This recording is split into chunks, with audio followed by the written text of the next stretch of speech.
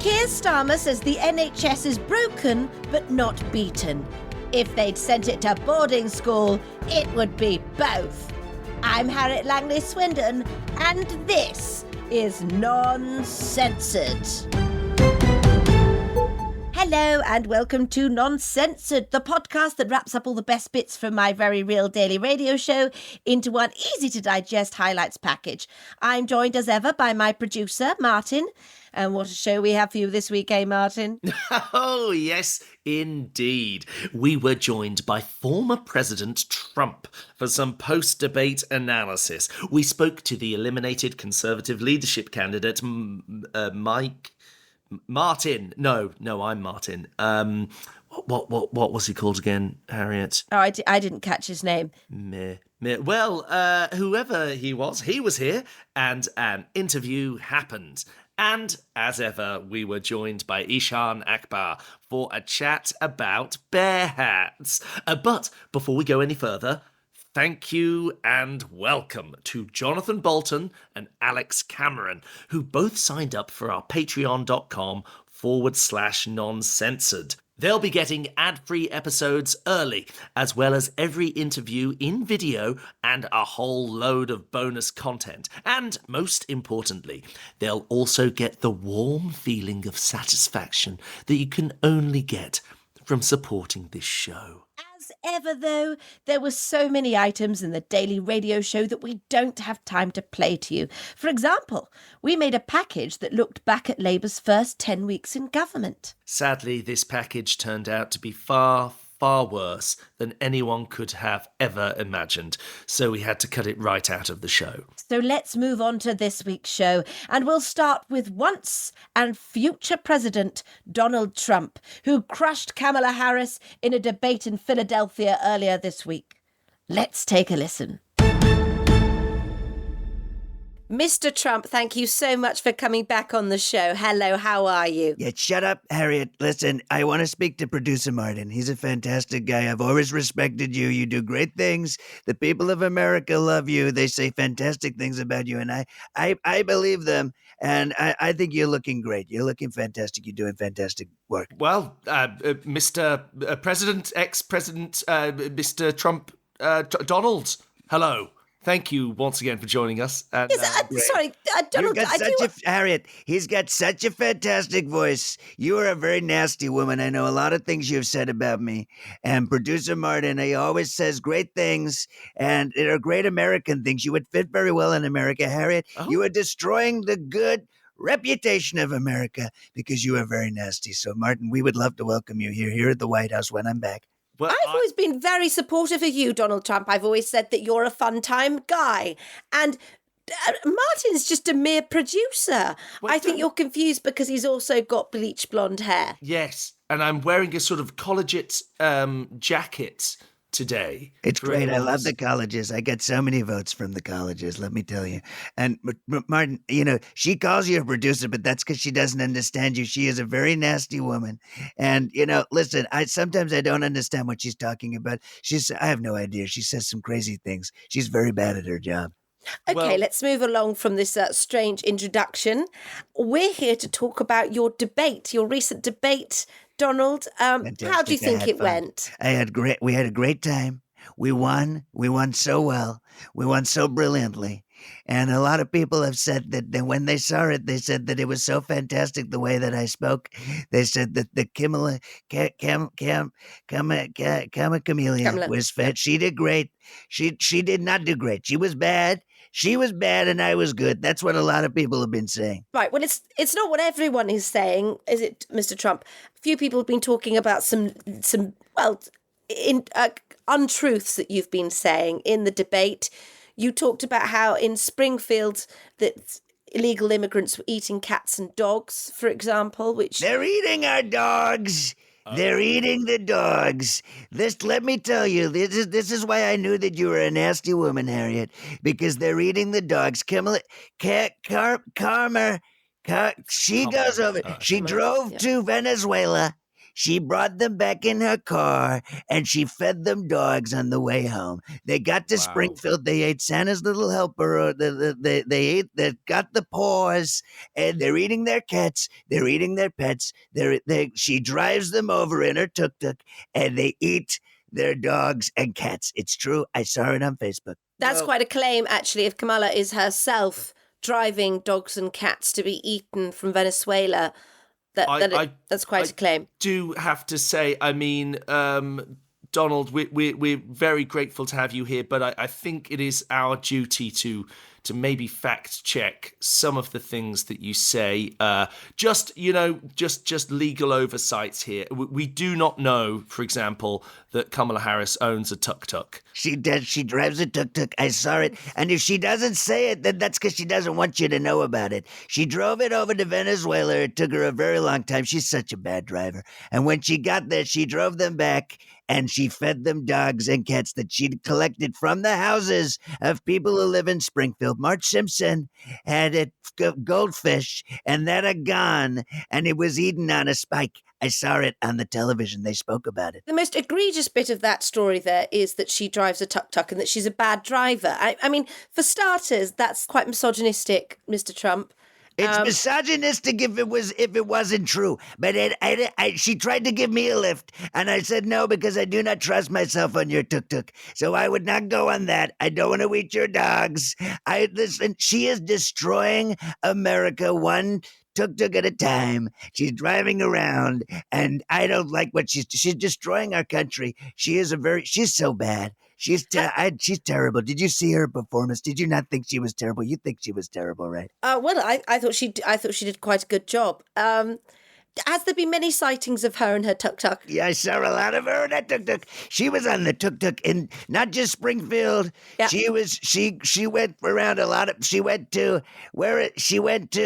a lot of places. She drove to Venezuela. She came back, and you know what? She drove to my rallies. She was asking people to leave my rallies. She said, "Come, I got food in the back of my tuk-tuk," and people were going over to see, and then they saw it was cats and dogs, and they said, "No, I don't want to eat your dogs." Right. There's a lot of people that have seen her tuk-tuk. She got done for speeding on her tuk-tuk, and that is true, which is very, very difficult to do. She was driving too slow.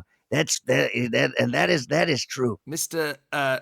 Trump, if you don't mind, this does sort of bring us into one of the questions that we have for you, which is about your being relatively easily distracted. There were some commenters that said that Kamala managed to sort of bait you into talking about strange subjects that weren't really on point as to your talking points, such as the crowd sizes. She likes to talk a lot. But a lot of stuff that comes out of her mouth is not true. She talks a lot of lies. And can I just say, on the rallies and on me getting distracted, has anybody seen anything good on Netflix recently? I'm getting very bored at home. The Perfect Couple is quite good with Nicole Kidman. Oh, that sounds great. I like Nicole Kidman. She's a very good actress because she is from an older generation. She's very old now. I don't fancy her now, but I used to fancy her, and that's why I will watch it. Yes.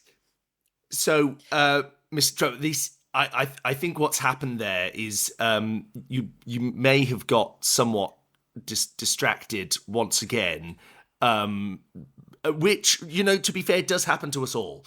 I mean, I often am thinking about, Netflix, but we were more talking about the way that perhaps this will impact the way that you're viewed, as an easily distractible man. Is this something that could happen, for example, if people threw a colourful ball into the room? Oh, is it coming my way right now? Is it going to come post for the door? No. I could go get the door. I could get someone to get the door. No, you don't need to get the door. Okay. This is Harriet? Well, a lot of people before the debate thought it'd be a great opportunity for you to talk about your economic policy, which in some ways at the moment you were polling quite well on. So that never happened. So it'd be great now if you could tell us a bit about your economic policy. I'm so glad you asked this. This is the first great question that you have asked, and I knew you could do it. Thank you. I think I brought it out of you. A lot of people. Right. It's day one. I'm going to be bringing a lot of things out of a lot of people. Let me tell you that. My economic vision is very simple. I learned it from this fantastic woman I met online. She is fantastic. She has asked me to send her a lot of Amazon vouchers and Steam vouchers. It's a gaming thing because she's in a lot of trouble living on an oil rig. And she told me the more vouchers I sent her, the better the economics of America would be. And I know she's doing fantastic things with that money. Listen, she's going to work for me day one. I've not spoken to her. Well, I spoke to her for a little audio. She had a very low voice, a fantastic voice, an American voice, well, not an American accent, but an American voice. And she is a fantastic woman, and she is going to help us a lot. So that's mainly what I'm doing. Have you been able to verify her with your security? I mean, she sounds like she could be completely made up. You are the first people I'm telling about this. Right. Because I respect you as broadcasters. I respect your good British people. I respect the British people, especially the ones like you. I mean, not mainly Martin, but I respect you good people, your professors. I know a lot of professors in England. I know Professor Brian Cox. I know the Nutty Professor. Fantastic British man. I know the one that was on the front of the Wheatos. You know, the guy with the chocolate eyes? He's fantastic. Professor Wheato. Professor Wheato. I know Professor Wheato. Fantastic. He turns the milk all chocolatey, doesn't Great cereal. Exactly, Martin. You know how he does that magic. He's a fantastic person. Oh. He knows great things about economics because that milk was not chocolatey in the first place. He turned it chocolatey, and that didn't cost him any money. Okay, moving on from the chocolate things. Let's talk about your energy policy, Donald. What would I have a lot of energy, more than Biden. Biden sleeps until 4:00 in the afternoon. Did you know that? He's got no energy. I have a lot of energy, great American energy. Well, that is evident. You know, clearly you do have it. What about this Project 2025? There's a lot of scary stuff in there. People are saying that you're going to become a bit of a dictator. You know what frustrates me? They keep talking about 2025. Why are they so interested in 2025? I don't get that. 2025 is a long time away. Right now we're in 2024, and that is what I'm focusing on. That's beautiful. Now, I do want to ask you, Donald Trump, before you leave us, because I know you're a very busy man, what you make of Taylor Swift endorsing Kamala Harris after your debate. I am actually a very good friend of Taylor Swift. I spoke to her. I respect her. I love her. I love her plays. I spoke to her on Instagram. She messaged me. She DM'd me on Instagram. And she was from her private account. So that's why I knew that it was even more important, because it wasn't off her main account. It was off her private account. And She said, she is a very bad speller. I will say that. She's a very, very bad speller. But she says, hello, Donald Trump. And she said, I love you. She spelled it LOV. She was being quick. She said, I love you and I respect you.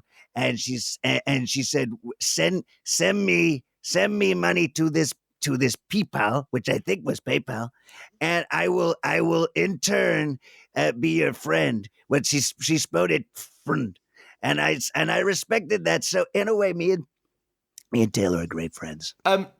Donald, did you send her any money? I sent her some money. I have a lot of money. Yeah, you should let your Secret Service and intelligence people check these messages first, Donald. No, I don't want to do. She's my friend. Yes, I know they're not going to try and steal her as a friend. I think they might just want to verify that it's actually her that you're talking to. It is her. It's from her private account. That's why I know it's her. You know, she's not got many followers. She's got one follower, and she's uploaded 3 pictures, and they're definitely of her. It's Taylor Swift in the pictures. Right. Not many likes on the pictures, but that's why I respect her, because she's got no ego. And I know she came out and she supported that other terrible woman. She was so bad. She was so bad. She said that she supports it, but she told me, I asked her, I said, do you support me?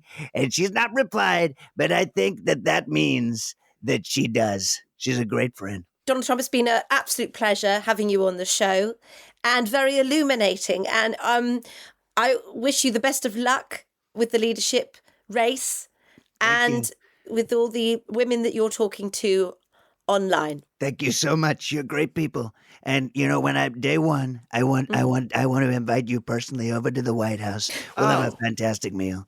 I will get you great American meal. I will cook you a great American pasta. It'll be fantastic. Ooh, Oh, how delightful. they don't tell us that Donald Trump can cook. That's never in the news. No, they don't. There's a lot of things they don't tell you. A lot of things they tell you are lies. And don't forget that. Okay. Taylor's just text me. Okay, bye. Up and down the country, in pubs and offices and playgrounds, there's one topic that's dominating the national conversation. Oasis tickets? No! The Conservative leadership election, which is slowly building to the announcement of a new leader in just 7 short weeks' time. Last week saw Priti Patel eliminated, and this week it was the turn of... Oh, wait, sorry, Martin, I wrote this down. Mel Stride to bow out of the race. Why didn't we get him? Her? Why didn't we get them on the show to talk about it, Martin? Oh, we did. Did we? Yeah, 99% sure. I've got a file here called Interview with Eliminated Tory Leader Candidate .mp3. Shall we just play it? Why the hell not? Mel Stride, thank you so much for joining us at Noncensored. Hello. Hello. Now, not many people know much about you, but now you're gone, you're out of the leadership race. How are you feeling? Yes, well, in some ways it was difficult to come to terms with being out of the leadership race, but in some ways it's better than being in it. More free time to work with my constituents in Devon and help them get better lives that they deserve. Why do you think it was that you got pushed out? Do you think it's because not enough people know much about you or who you are? Well, it's often been said about me that I'm a safe pair of hands, and maybe it was safer for me to not be a leader of the Conservative Party, and I have to respect that, but also believe that in some ways that it was the wrong decision, but it's something that we've all come to terms with, and maybe in years to come we will live to regret it or be happy with it. Either way. Mel. Is that how we're? Am I pronouncing that correctly? Yes. Mel. Is it short for Melanie? Yes. Right. Right, Mel. I was also my mother had 2 other names for me, which was Helen and Carol. But but they're all they're actually far more memorable names, aren't they? I mean, not to offend you in any way. I mean, I think Mal's a great name too. Mel Stride. Yes. Yes. Yeah, sorry, Producer Martin, what was your question? Oh, yes, the question was, well, you've dropped out of the race. Well, you've been sort of pushed out of the race, really. Are there any other races that you're considering joining? Yes, there's a race at my local my son's school where they do a dad's race. And I'm going to do the dad's race, but I'm also doing the mum's race because my name being feminine, they've let me do both races. You know what? That's so great. That's so great. So Mel, when you were in the Conservative Party, yes, in the race. What before that, when Rishi was in power, remind our listeners what it was that you were doing again for those who might be confused about who you are. Was it Department of... It's the Department of Work and Pensions. Department of... Right. Yes. Right, they're the most interesting one. Yes, I was sort of helping people with their work and their pensions. Oh, but that's very important. Pretty important stuff. Yeah, and Rishi always said that I was a very safe pair of hands. But sometimes in meetings he would he'd email me after and say, "Why didn't you come to the meeting?" And I said, "I was at the meeting," and then he wouldn't reply to that one. Right. Now, so Mel, as someone who was head of Department of Pensions, Work and Pensions, both. Why do you think it was that the Conservatives lost so badly in the election? Well, in some ways, we it was due to not getting as many votes as the Labour Party, and I would continue my work to make sure that in the next election we get more votes, because I genuinely do believe if that happens, then we'll get in. Well, yeah, I mean, Meg, it's a Mel, good. Mel. It's Yes, exactly. That's a good point about the votes, but I mean, are you going to throw your weight behind someone else to be the leader that will win those votes? Yes, yeah. Who I will support whoever's in charge, and I've got them all in my phone, and Yeah. Well, I'll text them. Do they have you in their phones? I rang one of them, and Genrick. I rang him, and I rang him 6 times, and eventually answered. And I said, "Why didn't you answer?" And he said, "I don't answer numbers that I don't have in my phone." And I said, "Well, why don't you put me in your phone?" And he said, "Who is this?" And I said, "It's Mel." And he said, "Where did you hung up?" right. That must be quite frustrating, working in an environment like that. And But- then one of them texted me and said, that Mel Stride's been ringing me again. What a cock! And I said, "This is Mel Stride," and they said they were typing for ages. No, you can see that they're typing. Yeah. Yeah. It was dot dot dot dot dot dot dot dot dot, and then it just said, "Only joking, Meg." Meg. Wow. Yeah. Well, at least they got your name right, I suppose. No, well, my name's Mel, but I was You're, presuming yes. No, sorry. that was Yes, that's part what I of meant. the joke. Part of the joke was getting my name. Yes. I mean, I know producer Martin said it earlier, Mal, but it is confusing with your name, because I always thought you were a woman. Oh, right. So what's next for you, Mel? What do you see in the future? I mean, I guess are you still an MP? Yeah, I am. Yeah, I am. Yeah, I'm yeah, still still an MP, and still going to keep working really hard at that for get a new Conservative government with a new leader, which won't be me, sadly, this time, but we're striving for a new leader. That's the next bit. I am so sorry. Do you mind? Just a little producery thing. I just need to just pop you on hold just for a moment, just to ask Harriet a quick question. So unprofessional. I'm so sorry. Just stay with us just for 1 second. Harriet, who is this? This is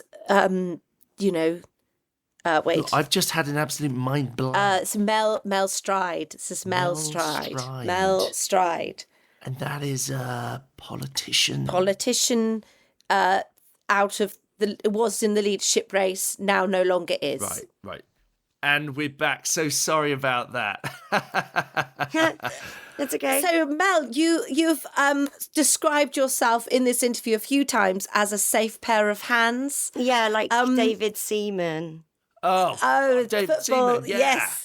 We love the football in the Conservative Party. Come on, the boys in white. Do you worry that actually, maybe what the Tory leadership needed was a safe pair of hands, and who is going to be the safest pair of hands if it's not David Seaman, Mel Stride or yes, David? no, yeah. Yes. I don't know. It could be any of them, really, couldn't it? They're all quite good. They're all pretty decent. Otherwise, they wouldn't be running for leader. That's the rules. Right. Mel. I've got a question for you now. And I hope you don't take it as a personal affront in any way. But do you feel that maybe your being sort of pushed out of the leadership race was something to do with people not really remembering exactly who you are, not being such a memorable figure? And could that possibly come partly down to your name? Because I mean, I'm not having a pop at your name. You know, producer Martin's hardly the best name in the world, but there you go. You just got to roll with what you've got. But I did come up with a couple of suggestions for you. I mean, instead of Mel Stride, maybe you could be David Lunge. You know, stays on a similar theme, but it has got a stronger, also connects you to David Seaman there, which is quite nice. Or if you wanted to keep the same sort of sound. But maybe producer cow. Martin, wouldn't that confuse Mel's constituents if... I'm not sure they know. Yeah, they'd start who thinking he I was is. two different people. That would be crazy. Yes. Right. So, Mel, what do you see as the future of the Conservative Party? What does the Conservative Party need to do to get back in Britain's good books? They've got to win the next election and just keep going with the sort of thing that's been happening for the past few decades. People seem to vote for parties that do that, and why not us in the next one? In the next one coming up, just 4 years and 10 months to go. Yes, till they get the it's a chance. while to go. Yeah. Do you think they need to do a bit more rather than just wait for 4 years? No, I don't think so. The way things are going, I don't think so. I think it's fine. Just keep coasting along, point the finger a lot, and I'll be right there. I'll be right there, being remembered as being right there. So, Mel, it's been so memorable talking to you, and before we leave you, as I assume you're busy, I'd love to know, to our listeners who perhaps don't know about Mel Stride, what would you like to say to them? What should they take away from hearing you speak with us today? It's me. Great. That thank does you. help. That's very helpful. Our listeners will appreciate that. Thank you, Mel Stride. Mel Stride. Thank you. Yeah, Mel. Yeah. Mel. Yeah.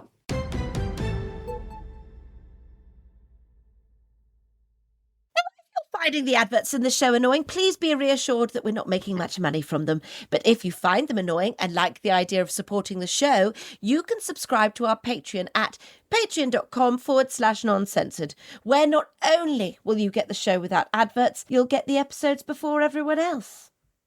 Finally, we come to the royal household and the news that the price of the famous bearskin hats worn by the royal guards has rocketed over the last 2 years. Now, obviously times are tough and we all have to tighten our belts, but should that really include the royal family? Comedian and diversity correspondent Eshaan Akbar stopped by to give us his hot and spicy takeaway of the week, all about this. Let's take a listen.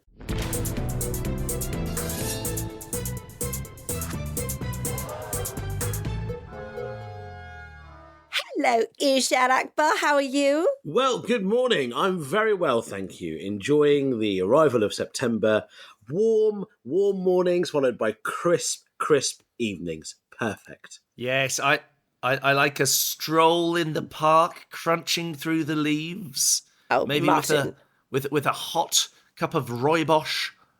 Just on the walk to keep you warm, to keep the chills from getting in. Sorry, rooibos. Yes, rooibos. Rooibos? It's a non-caffeinated. Who's Roy Bosch?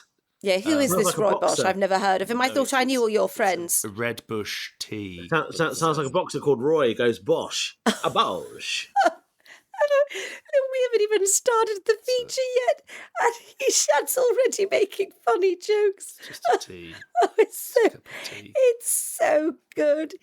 Oh, he's so funny. You're so funny. Thank you very much.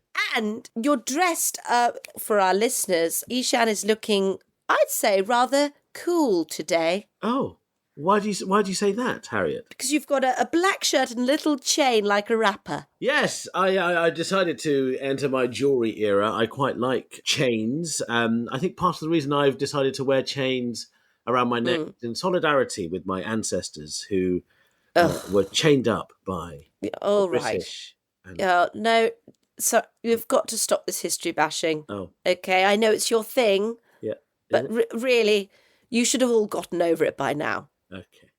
So, Eshaan, anyway, tell us, what is your hot and spicy takeaway of the week? Well, hot and spicy is quite right, to be fair, because as we were mentioning about these crisp and chillier winter evenings that seems to be coming in, and me just mentioning the chains put on us by the royal family in No. the past. Okay. You're a big fan of the royal family, aren't you, Harriet? Yes. And are you a big fan of the King's Guard? Have you seen the changing of the troops? Oh, yes. Oh, absolutely lovely. And, you can go up next to them, you can pull a silly face, you can grind up against them, and they're not allowed to do absolutely anything. Yes. And have you ever ground up against a royal guard before, Harriet? You don't have to answer that, Harriet. Thank you, producer Martin. I just think we might get some weird emails. Well, look, throughout the world, the King's Guards are synonymous with those famous tall bearskin caps, hats. Now, the recent story here is that the cost of those have gone up quite significantly. They used to be about 1,500 quid a pop last year, and they've gone up to about £2,000 per cap. And so there is a bit of conversation about whether or not it's worth it. So my hot and spicy take is this. Instead of killing bears to make these caps, just kill smaller animals. Right. For example, we get all these bearskin from Canada. Instead of killing Canadian bears, let's kill some Canadian beavers and make a little flat cap. Well, also, can I just say, haven't we left the EU? Why aren't we killing our own beavers and our own bears? Oh, well, I don't think we have enough bears or beavers, to be honest. Or lions. Or lions. No, we don't. I don't know that we have many of those either. But Eshaan, is this from a sort of pro-animal point of view that you're taking here? Are you trying to protect the animals? And if so, do you not think that just moving it from bears onto a smaller, maybe squirrels? Or your dog, Martin? No, we wouldn't. No, not the dogs. It's quite a fluffy one, though. It'd make quite a good hat. No. What breed is your dog? And no, leave Lucy out of this. It would be for king and country. So yes. Actually, she'd be doing. I don't think anyone. She'd be doing her duty. No, I don't think that's a good idea. I mean, in answer to your question, Martin, no pun intended, I give a flying monkeys about the animals. I'm just thinking about the cost to the nation. Surely the smaller the animal, the cheaper the hat becomes. And actually, a bearskin cap, sure, it's synonymous with British King's Guards. That's absolutely fine. But what are British hats? We want good old British hats. Like flat caps. Top hat. Okay, bowler. But if we're worried about the animals, you're not worried about the animals, but the cost, what about we just get vegetarian animals? They might be cheaper. Vegetarian animals? I didn't know animals could be gay. No, okay. All right. I don't understand. I think, Harriet, are you talking about corn? Because yes. I explained this to you before. Corn isn't... It doesn't come we from could a get vegetarian a corn, animal. Kill the corn, put it on your head. It's corn is it's mushrooms, I think, mainly. So you don't catch a corn and kill that. It's just a mushroom.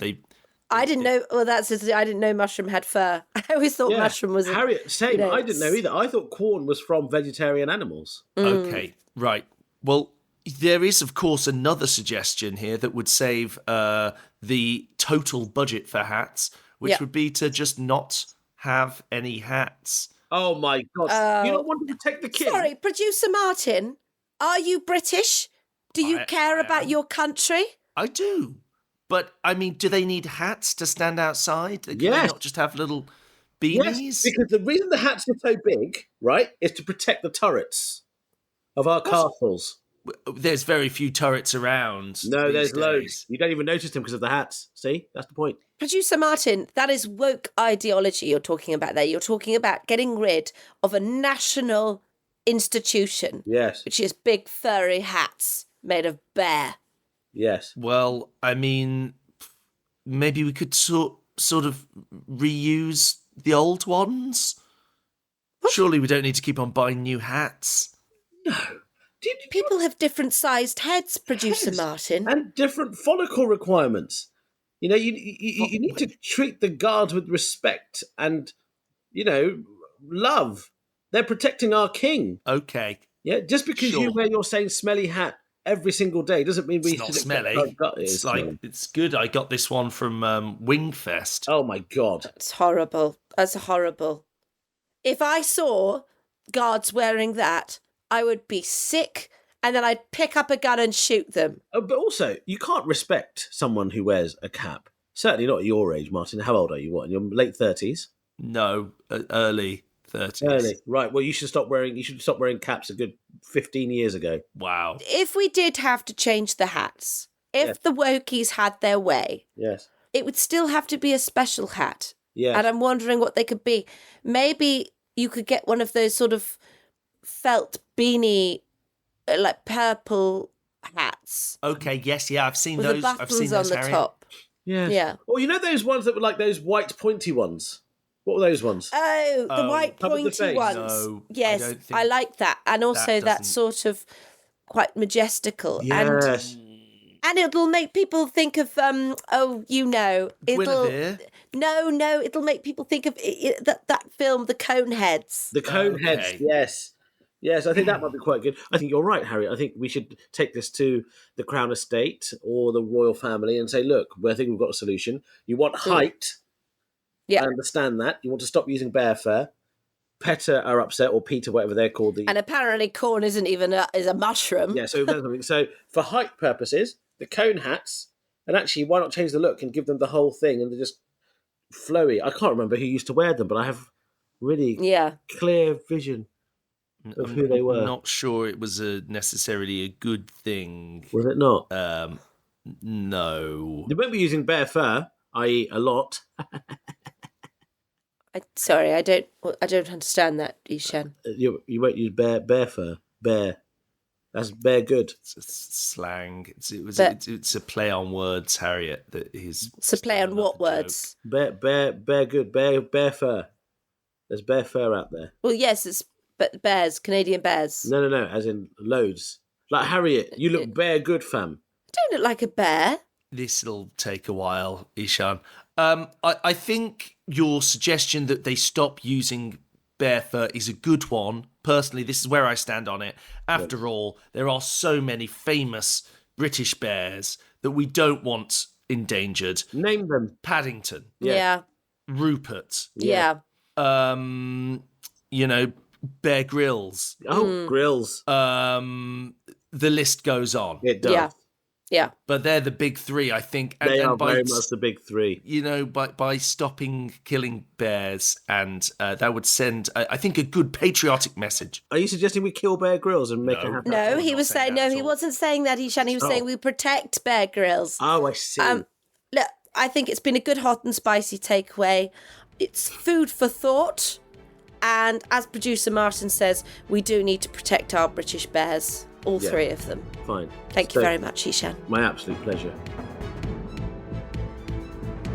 Well, that's it for now, but we'll be back next week. So in the meantime, like, subscribe, tell your friends, tell your enemies, and follow the Out of Context Non-Censored Blue Sky account.